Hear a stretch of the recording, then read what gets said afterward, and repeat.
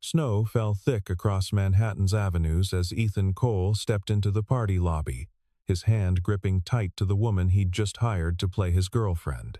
A single dad living behind closed doors, a lavish evening gala, and a lie that seemed harmless enough. No one in that gold-plated room knew the truth that the woman beside him was just an escort, until a billionaire leaned close to her ear and whispered a question that froze the smile on her lips, and Ethan's carefully constructed life began sliding off the safe track he'd built over so many years. The apartment was silent, except for the radiator's hiss. Ethan Cole stood at the window of his Brooklyn brownstone, watching fresh snow blanket the fire escape. February in New York always felt longer than it should, the holidays over. Spring still distant, just endless gray, punctuated by white. On the table behind him sat a pair of purple sneakers, size 2, knocked sideways near the door. Lily's.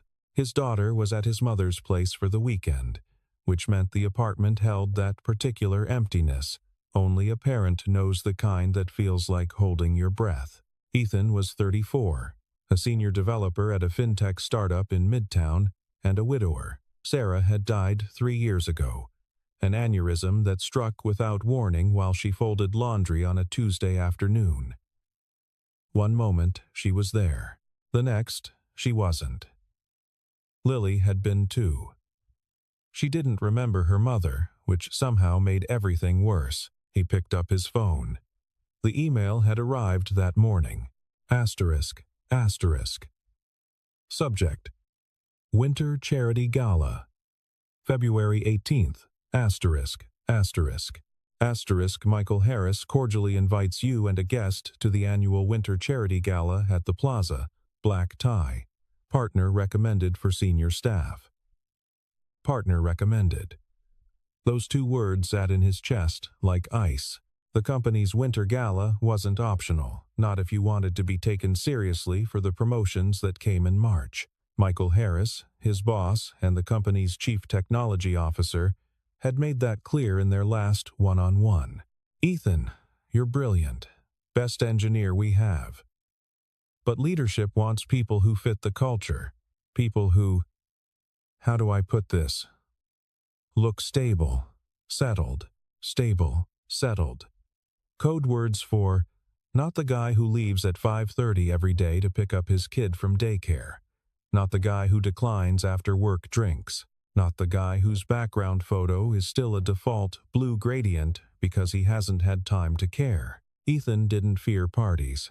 He feared the looks, the soft, pitying glances from colleagues who'd tilt their heads and ask how he was managing, their voices dipping into that therapist tone. He feared the silence that would follow when someone asked about his weekend plans, and he'd say, "Just me and Lily," and they'd nod too quickly, already looking for an exit.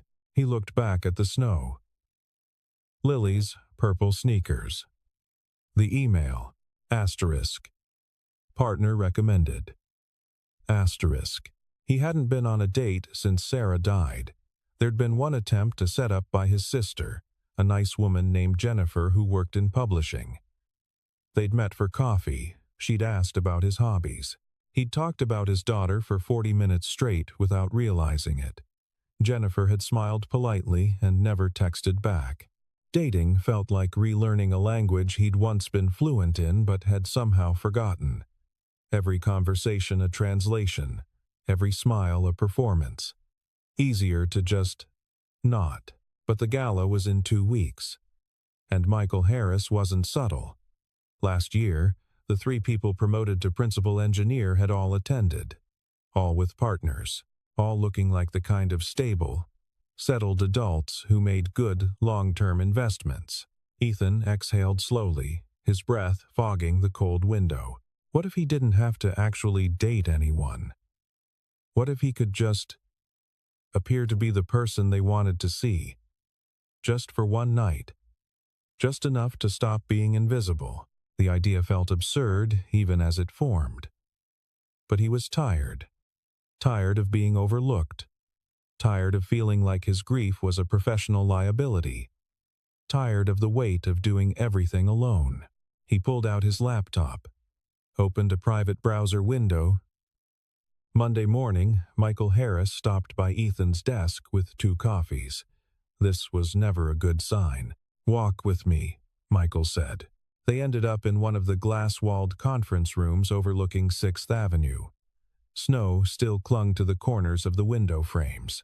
Michael set down both coffees and leaned back in his chair, hands behind his head, the posture of a man about to deliver friendly advice that wasn't actually friendly. "You got the gala invite," Michael said. "I did. You coming?" "Planning to." Michael nodded slowly. "Good. Good. Bringing someone?" Ethan hesitated. "I'm working on it. Work faster." Michael leaned forward. "Look, I'm going to be straight with you because I like you. The board's finalizing the new principal engineer roles next month.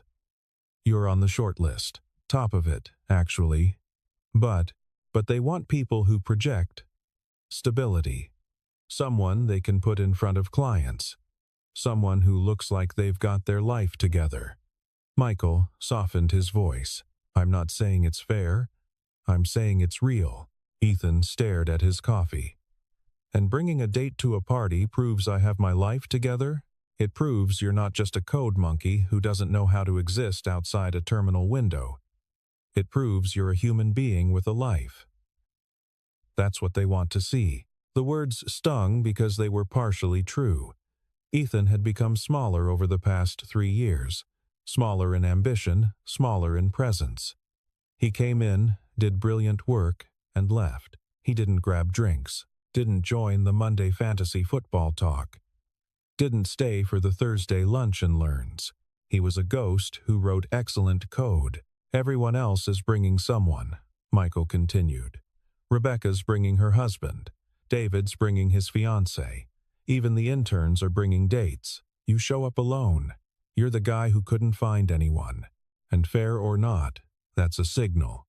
After Michael left, Ethan sat in the empty conference room for 20 minutes, watching people move through the office like fish in a bright, busy aquarium. He thought about the last time he'd tried to date. After Jennifer, there'd been another attempt, a woman from Lily's daycare, another parent. They'd exchanged numbers. She'd texted once.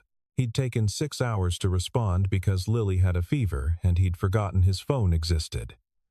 The conversation never recovered. He didn't have time to date. Didn't have the energy to perform normalcy for someone new. Didn't have the emotional bandwidth to explain his life, the logistics of single parenthood. The weight of grief that still caught him off guard when he smelled Sarah's favorite candle in a store. But he did need that promotion. The raise would mean better childcare. Maybe even a nanny. Someone who could pick Lily up from school so he didn't have to leave work early every day. It would mean breathing room. Just one night, he thought.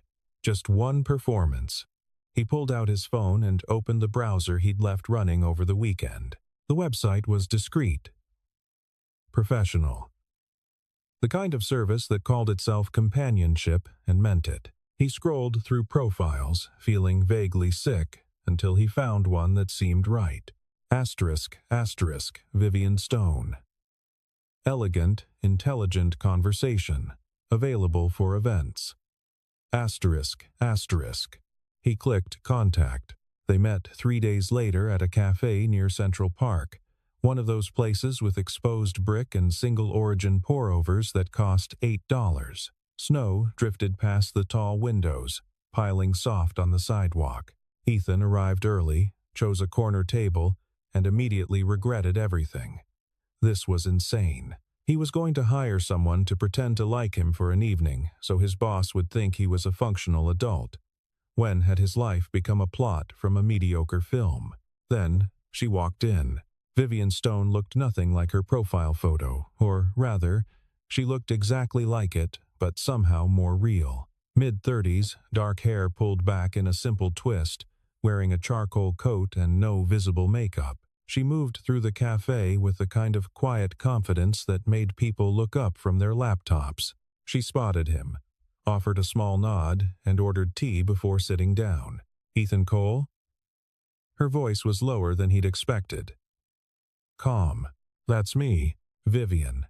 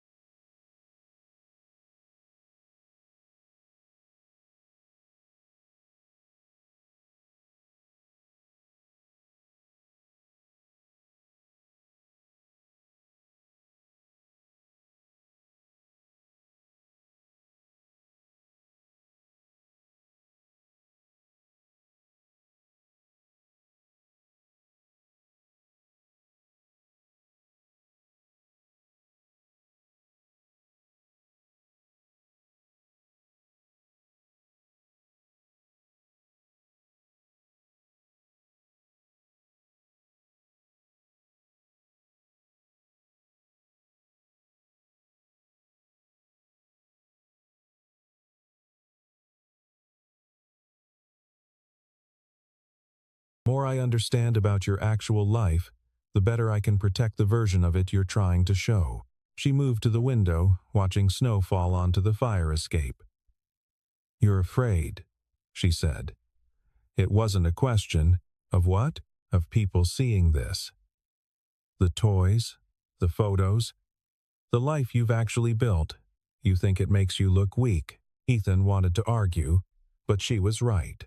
Every time a colleague came by to drop off files, he'd apologize for the mess, for the kid stuff, for the evidence of domesticity bleeding into his professional life. I think it makes me look distracted, he said. Maybe. Vivian turned from the window. Or maybe it makes you look like someone who kept going after something impossible happened. Someone who built a life for a little girl who needed one. That's not weakness, Ethan. That's just being human. Her voice held no manipulation. No performance of sympathy. Just observation. Tomorrow, she said, when we walk into that gala, you're going to be the man who has his life together. Not because you're pretending, but because you do. You just don't let anyone see it. She picked up her bag. I'll be here at 6 tomorrow. Wear the Navy suit. And Ethan? Yeah? Don't be afraid to let me do my job. After she left, Ethan stood at the window for a long time, watching snow erase the city's edges, making everything soft and unfamiliar. The Plaza Hotel glowed against the winter night like something from another era, gold and white and shimmering with 1,000 points of light. Snow dusted the awnings. Valets in long coats moved through falling flakes. Inside the windows, Ethan could see shadows moving. The party already beginning. The car pulled up. The driver opened Vivian's door first. She stepped out in a floor-length dress, the color of deep wine. Her hair swept up, her posture absolutely straight. She looked like someone who belonged in rooms like this, someone who moved through the world with quiet authority. Then she turned and extended her hand to Ethan. He took it. Her fingers were warm despite the cold. Ready? She asked, voice low enough that only he could hear. Good. Neither are people who actually belong here. Come on. They walked through the entrance together, her hand light on his arm. The lobby opened into a ballroom that could have housed a cathedral, vaulted ceilings, chandeliers dripping crystal, floor-to-ceiling windows looking out onto snow-covered Central Park. Round tables draped in white linen, each centered with arrangements of winter roses and candles. A string quartet played near the bar. Ethan's first instinct was to find a corner. His second was to run. Vivian's hand tightened slightly on his arm. Breathe, she murmured. You belong here as much as anyone. Michael Harris appeared almost immediately, glass of champagne in hand, his wife Nina beside him in emerald green. Ethan, you made it. Michael's eyes went straight to Vivian. And you must be Vivian Stone. She extended her hand with perfect confidence. It's lovely to meet you. Ethan's told me so much about you. All good, I hope. Michael was already charmed. Ethan could see it in the way his boss's posture relaxed, the way he leaned in slightly. How long have you two been seeing each other? 6 months, Vivian said easily. We met in Prospect Park. His daughter kicked a soccer ball at me while I was trying to read. Very romantic. Nina laughed.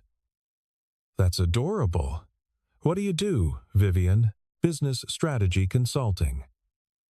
Mostly boring corporate restructuring work. Nothing as exciting as fintech. She deflected attention back to them with questions about the gala, about Nina's dress, about their recent vacation. Within 5 minutes, Michael and Nina were talking more than listening, relaxed and comfortable. Vivian made it look effortless. Over the next hour, she steered Ethan through the room like a ship through familiar waters. When he stiffened talking to the CFO, she jumped in with a question about the company's expansion plans. When a director's wife asked invasive questions about Lily, Vivian smiled and said, Ethan's wonderful with her. You should see them together, shutting down the pity narrative before it could start. She touched his arm at the right moments, laughed at the right times, stood close but not possessive. Everything about her performance said, "This is a man worth being with." And the strange thing was, people believed it. They looked at Ethan differently, listened when he spoke, included him in conversations about weekend plans, assuming he had them. For the first time in 3 years, he didn't feel invisible. "You're good at this," he murmured when they were alone at the bar. "It's what you paid for. Still, thank you." Vivian looked at him, something unreadable crossing her face. "Don't thank me yet. The hard part's coming." "What hard part?" "The part where you have to dance." The string quartet had shifted to something slower. Couples moved onto the floor. Michael caught Ethan's eye and nodded toward the dance floor with a meaningful look. Ethan's chest tightened. "I don't." "Yes, you do." Vivian set down her drink and extended her hand. "One dance. Then we can leave." They moved to the floor. Vivian placed one hand on his shoulder, took his other hand in hers. This close, he could smell her perfume, something subtle, like frost and cedar. Could feel the warmth of her palm through his suit jacket. "Follow my lead," she said quietly. "And stop thinking." They moved. Ethan had danced with Sarah at their wedding, at friends' weddings, in their kitchen late at night when Lily was asleep. His body remembered the rhythm, even if his mind had forgotten. Vivian was a strong lead, guiding without forcing. They moved through the other couples, past tables, beneath chandeliers throwing fractured light across the polished floor. "Can I ask you something?" Ethan said. "That depends on the question. Do you ever get tired of pretending?" Vivian's hand tightened slightly on his shoulder. For the first time all evening, her composure flickered. "Every single day." "Then why do you do it?" She met his eyes. "Because sometimes the person we pretend to be is safer than the person we actually are." Before he could respond, someone cut in beside them. A man in an immaculate tuxedo, silver hair, a watch that cost more than Ethan's car. He smiled at Vivian with the familiarity of recognition. "Mind if I steal her for one dance?" he asked Ethan, but he was already looking at Vivian, and Vivian had gone absolutely still. Ethan stepped back, uncertain. The man's smile was polite but firm, the kind of smile that wasn't really asking permission. "Of course," Ethan said. Vivian's fingers slipped from his. She moved into the stranger's arms with the same composure she'd shown all night, but something was different. Her shoulders were rigid, her smile didn't reach her eyes. Ethan retreated to the edge of the dance floor, watching. The man spoke quietly to Vivian as they danced. Ethan couldn't hear the words, but he could see Vivian's face, the way her jaw tightened, the way she looked past the man's shoulder rather than at him. Then the man leaned close to her ear and said something that made Vivian's expression freeze entirely. The dance ended. Vivian excused herself, moving quickly through the crowd toward the hallway that led to the restrooms.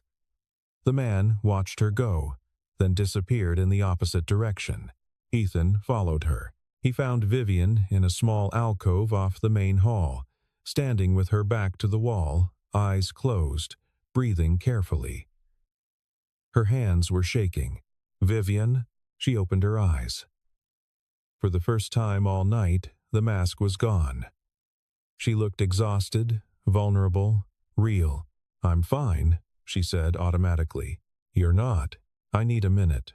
Go back to the party." Instead, Ethan stepped closer. "Who was that?" "No one. People don't shake like that over no one." Vivian pressed her palms flat against the wall behind her, as if steadying herself. "Someone from a previous life. It doesn't matter. He knew you. A lot of people know me, Ethan. It's not relevant to tonight, but it was." Ethan could see it in the way she wouldn't meet his eyes, the way her breathing hadn't quite steadied. "What did he say to you?" Vivian laughed, sharp and bitter. "He asked how long I was planning to keep pretending to be someone I'm not." The words hung between them. "I should go," Vivian said. "This was a mistake. You should tell people I had an emergency. Family issue. Whatever sounds believable. Wait, I can't do this, Ethan. I'm sorry. I thought I could, but I can't." She moved to leave. Ethan blocked her path, not aggressively, just present. "You don't have to tell me anything," he said.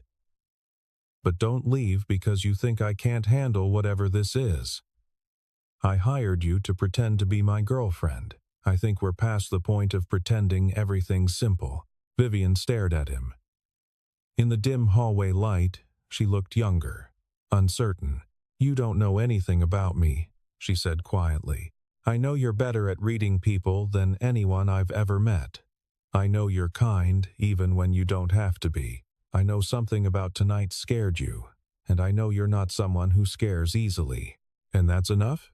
It's enough for me to say, if you want to leave, leave. But if you're leaving because you think you failed somehow, you didn't.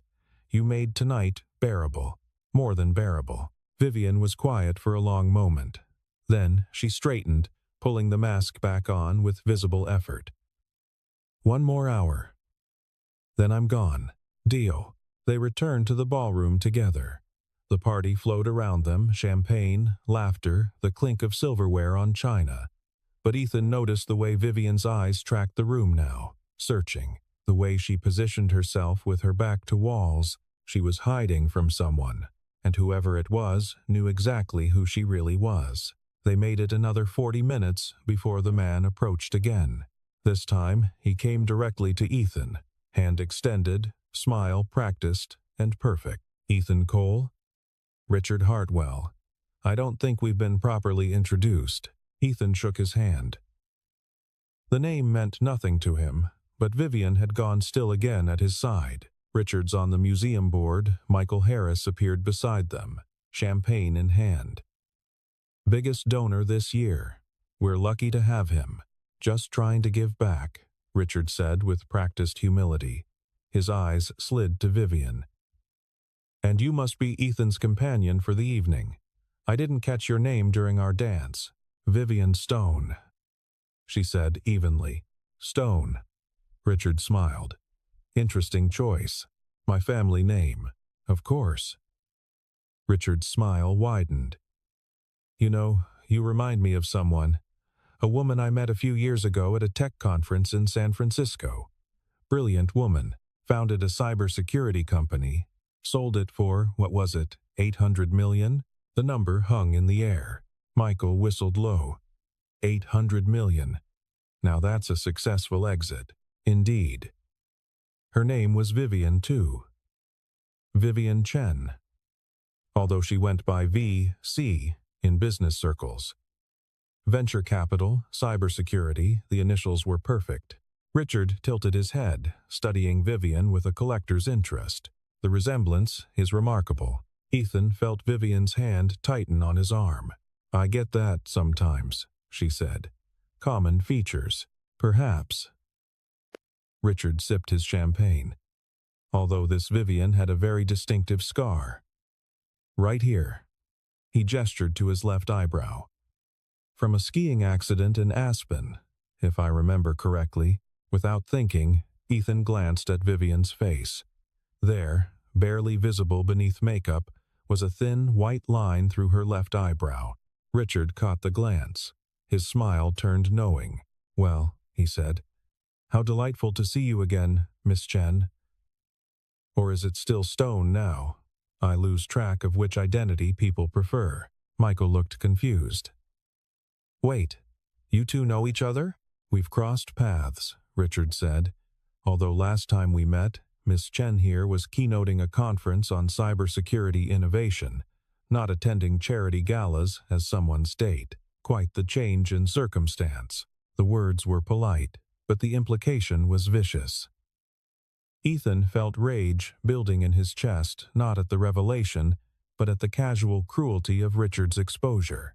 "If you'll excuse us," Ethan said tightly, guiding Vivian away. They made it to the coat check before she pulled free. "Don't," she said. "Don't what? Don't look at me like that. Like I'm something you need to protect. I'm not. You are. And I don't need it. I don't need anything from you except payment for services rendered." Her voice was sharp, professional, every word a blade-cutting connection. "The job's done. You stayed the required time. You looked good. Go back in there and network. Forget this happened. I'm not going to forget this happened. Why? Because you found out the escort you hired is actually a tech CEO slumming for kicks? It's not that interesting, Ethan. That's not. He stopped. Started again. Is that true? What he said? Vivian's laugh was hollow. Yes, every word. I built a cybersecurity company from nothing. Sold it 3 years ago for $800 million. Paid off my investors, took care of my team, and walked away with enough money to never work again. Then why? Why was I working as an escort? She met his eyes. Because I was tired of being V. C. Chen, tech prodigy, success story, fucking unicorn founder who made it before 30. I was tired of being reduced to numbers, net worth, company valuation, exit strategy. I wanted to be anonymous, to be nobody, to be useful without being important. So you created a fake identity. I created a real identity. Vivian Stone is more me than V. C. Chen ever was. She's just quieter, smaller, safer. Ethan stared at her. The woman in front of him was the same person who'd sat across from him in that cafe, who'd danced with him an hour ago. But she was also someone else entirely. You lied to me, he said. You hired me to lie. That was the entire point. I hired you to lie about being my girlfriend. Not about your entire life. Vivian grabbed her coat from the attendant. And yet here we are, both of us pretending to be people we're not, both of us hiding. At least I'm good at it. She walked toward the exit. This time, Ethan let her go. He stood in the coat check alcove for 5 minutes, snow visible through the windows. The sound of the party muffled behind him. Then he pulled out his phone and texted her. Coffee. Same place. Tomorrow. Please. The response came immediately. Why? Because I think we're both tired of pretending. 3 dots appeared. Disappeared. Appeared again. Finally. 10 a.m. The cafe looked the same exposed brick, expensive coffee, snow falling past tall windows. But everything else had changed. Vivian arrived exactly at 10, wearing jeans and an old Columbia sweatshirt, her hair in a ponytail. No makeup, no performance. She looked exhausted and somehow more solid than she had in the wine-colored dress. Ethan stood when she approached. She waved him down. Don't, she said, sliding into the chair across from him. Let's skip the polite parts. Okay. They sat in silence for a moment. Outside, a couple walked past with a dog, both bundled against the cold. I should have told you, Vivian said finally. Before we agreed to anything, that was unprofessional. Why didn't you? Because you wouldn't have hired me if you knew. You'd have thought it was some kind of weird game. Rich woman playing at being normal. And maybe it is. Maybe that's exactly what it is. Ethan stirred his coffee. What happened 3 years ago, after you sold the company? Vivian stared out the window. I thought I'd be happy. That's what everyone said, cash out, retire young, do whatever you want. But I didn't know what I wanted. The company had been my entire identity since I was 26. Without it, I was just empty. So you started over. I tried to. Traveled for a year. Ate at expensive restaurants. Bought things I didn't need. Dated men who only saw the money. Every conversation was the same people asking about the company, about the sale, about what I was going to build next. Like I was a resource to be mined for networking opportunities. She finally looked at him. The escort work started as a joke. A friend runs the agency, legitimate, professional, nothing illegal.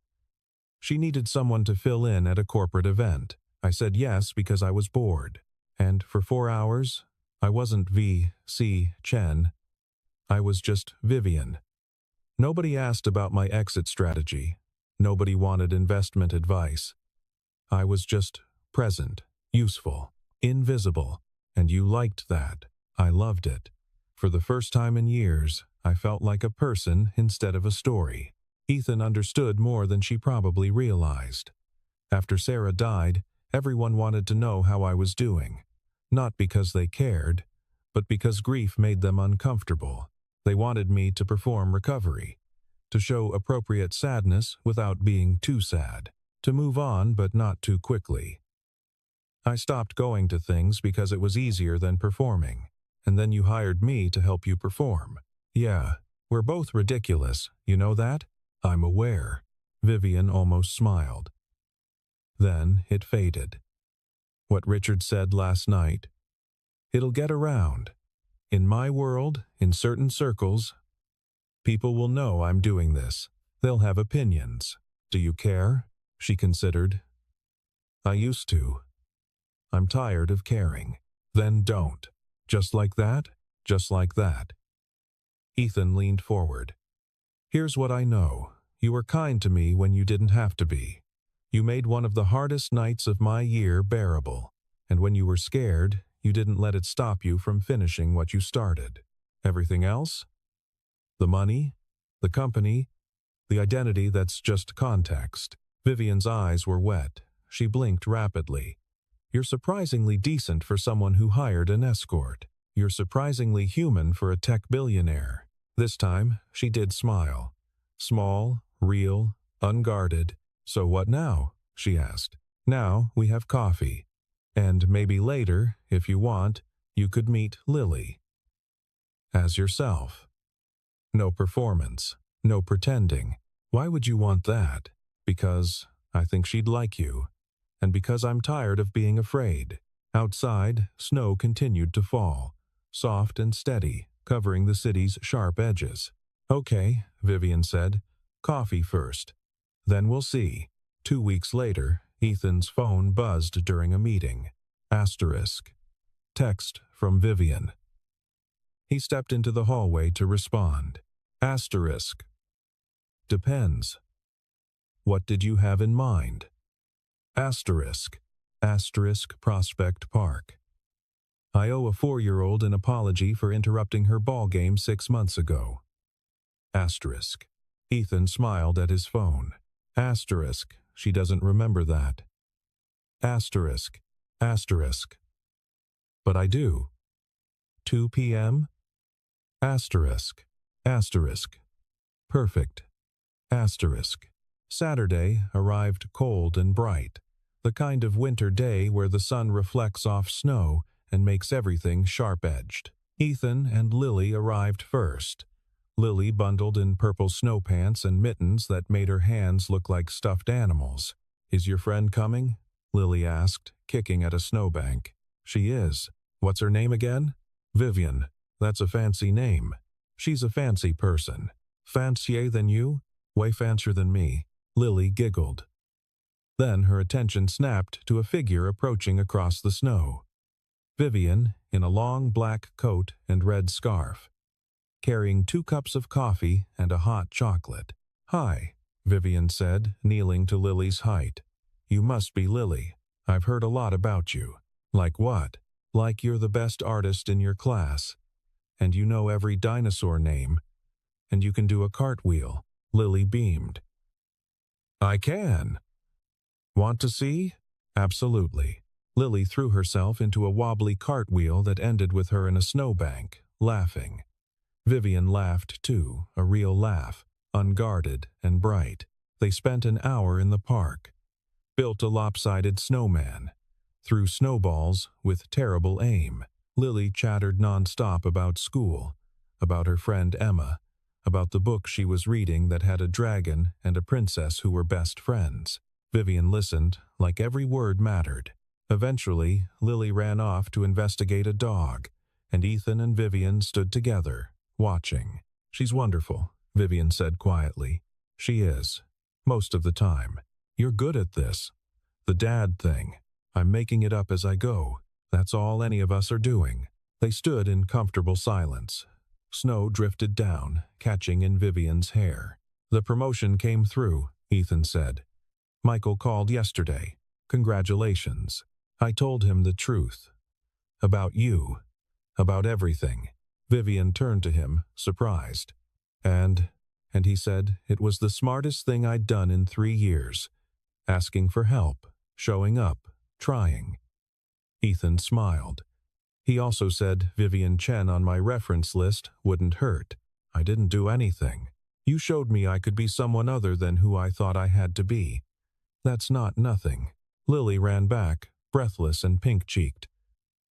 Dad, can Vivian come to dinner? Ethan looked at Vivian.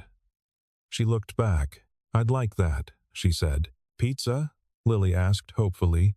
Obviously pizza. Vivian agreed. They walked out of the park together, Lily between them, chattering about toppings. Snow fell soft on the city, covering yesterday's footprints, making room for new paths. Sometimes the thing we fear most isn't loss. It's daring to begin again. And sometimes beginning looks like a walk through snow with people who see you really see you and choose to stay anyway. Behind them, the park slowly disappeared beneath white. Ahead, the city waited, full of windows and light.